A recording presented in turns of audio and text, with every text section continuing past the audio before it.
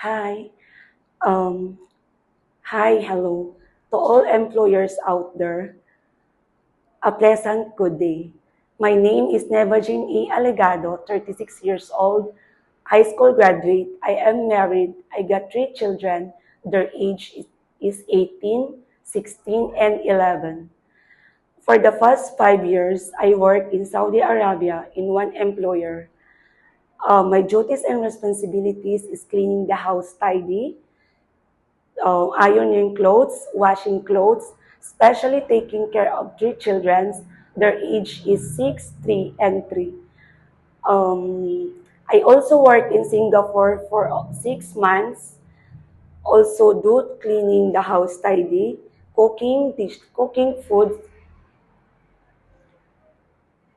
So can you cook Chinese food? Yes, ma'am.